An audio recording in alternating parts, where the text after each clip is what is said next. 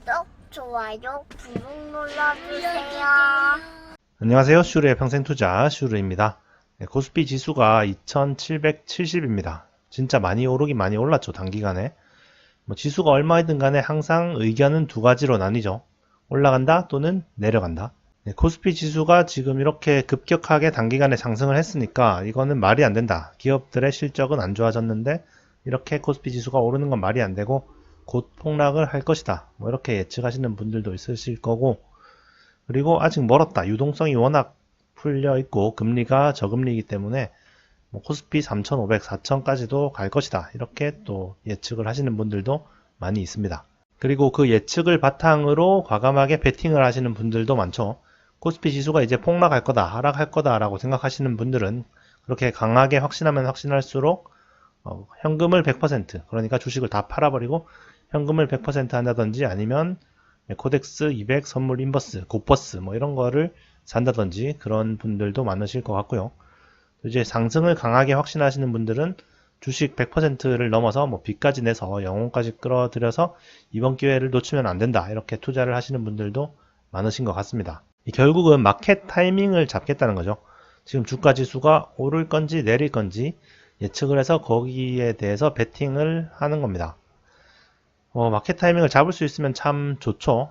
여기에서 샀다가 여기에서 팔고 또 떨어지면 여기에서 샀다가 팔고 샀다가 팔고 샀다가 팔고 이렇게 반복을 할 수 있으면 진짜 좋겠죠. 금방 부자가 되겠죠. 하지만 투자의 대가들은 가치 투자의 대가들은 하나같이 마켓 타이밍을 하지 말라고 얘기를 하죠. 왜냐하면 미래는 정확히 알 수가 없기 때문에 이런 주가 지수는 누구도 정확하게 맞출 수가 없다라는 겁니다. 그렇기 때문에 마켓 타이밍을 하지 말고 그냥 좋은 기업이, 매력적인 기업이 적당한 가격이나 싼 가격에 있으면 그냥 사서 어느 때든지 사서 계속 보유하라고 조언을 많이 합니다. 투자의 대가들이. 그런데 워렌 버핏이나 이런 사람들도 보면 좀 마켓 타이밍을 뭔가 하는 것처럼 느껴질 때가 있어요. 워렌 버핏도 주가 지수가 버블일 때, 고점일 때는 현금 비중을 많이 늘립니다. 그 다음에 주가가 폭락하면, 주가 지수가 폭락하면 현금 비중을 많이 줄이고 주식 비중을 늘리죠. 어떻게 보면 마켓 타이밍이라고 할 수가 있겠죠. 고점일 때는 현금을 늘리고 저점일 때는 현금을 줄이고 주식 비중을 늘리고. 그런데 워렌 버핏은 마켓 타이밍을 하는 게 아니에요. 사실은 워렌 버핏의 인터뷰 같은 거를 보면은 지금 왜 이렇게 현금 비중이 높습니까? 이렇게 질문자가 질문을 하면은 절대로 주가 지수가 높아서 현금 비중을 높였습니다. 이렇게 얘기를 하는 적은 없습니다. 항상 매력적인 기업이 없기 때문입니다. 싼 가격에 거래되는 기업이 없기 때문입니다. 그래서 현금 비중이 높습니다. 이렇게 얘기를 합니다.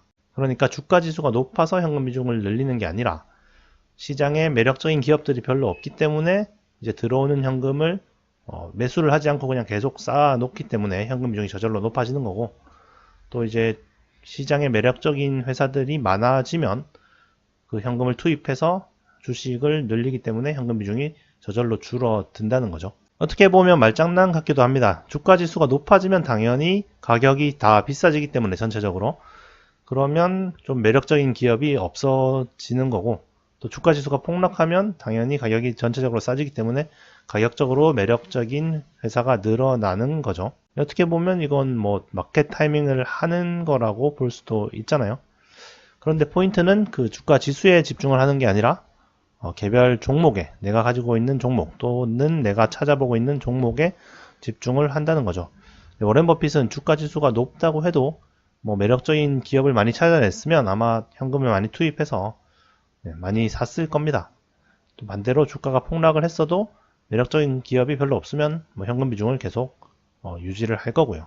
그러니까 주가 지수에 따라서 고점에서는 매도하고 저점에서는 풀 매수하고 이렇게 하기보다는 자연스럽게 내가 사고 싶은 종목이 별로 없으면, 시장에 별로 종목이 없으면 자연스럽게 현금 비중이 늘어나는 거고요. 그러니까 억지로 무조건 주식 100%를 채우려고 별로 매력적이지 않은 종목들도 포트폴리오에 편입시키지 말고 자연스럽게 그냥 현금 비중을 늘리는 거고요. 또 반대로 주가가 폭락을 해서 좀 매력적인 기업들이 많으면 지수가 낮아서 사는 게 아니라 그냥 매력적인 기업이 많기 때문에 현금을 투입해서 사다 보면 현금 비중이 좀 줄어드는 거죠. 그러니까 다시 한번 정리를 하면은 주가 지수에 집중하기보다 좀 매력적인 회사들이 많으면 현금 비중을 줄여서 주식 비중을 늘리는 거고, 매력적인 회사들이 별로 없으면 굳이 이렇게 억지로라도 찾아내서 투자하기보다는 그냥 자연스럽게 좀 기다리는, 그러니까 현금 비중을 좀 늘리면서 기다리는 뭐 이런 방식으로 투자를 하면 되지 않나 싶어요. 그리고 또 마켓 타이밍에 대해서 얘기를 하자면 또 하워드 막스도 있죠. 하워드 막스는 아예 뭐 마켓 사이클의 법칙인가 그런 책도 냈잖아요. 그러니까 어떻게 보면 마켓 타이밍을 해라 뭐 이렇게 주장을 하는 것 같아 보이기도 하죠. 그러니까 주가 지수는 이렇게 사이클이 있는데 사이클의 고점에서는 좀 리스크 관리를 하고 현금 비중을 늘리고, 또 사이클의 저점에서는 주식 비중을 늘리고 현금 비중을 줄여라 뭐 이런 식으로 얘기를 하죠. 어떻게 보면 마켓 타이밍을 하라는 것처럼 느껴질 수도 있습니다. 그런데 하워드 막스가 강조하는 게 주가 지수에 주기가 있긴 있는데 그 주기가 얼마인지는 정확히 알 수가 없다는 겁니다. 주기는 길어질 수도 있고 또 엄청나게 짧을 수도 있다는 거죠. 사실 수학적으로는 그렇게 하면 주기가 아닌데 어쨌든 그런 주기를 정확히 알 수 없다는 겁니다. 그러니까 지금 주가 지수가 이렇게 많이 올랐어도 앞으로 더 오를 수도 있는 거고, 또 이렇게 많이 내렸어도 훨씬 더 내려갈 수도 있다는 겁니다. 이 주기를 정확히 알 수가 없기 때문에 언제 이 고점이 끝날지, 언제 저점이 끝날지는 아무도 알 수가 없다는 거죠. 하지만 왔다 갔다 한다는 건 확실하다는 거죠. 그래서 뭔가 100% 확신하고 투자를 하라는 얘기는 아니죠. 하워드 막스도.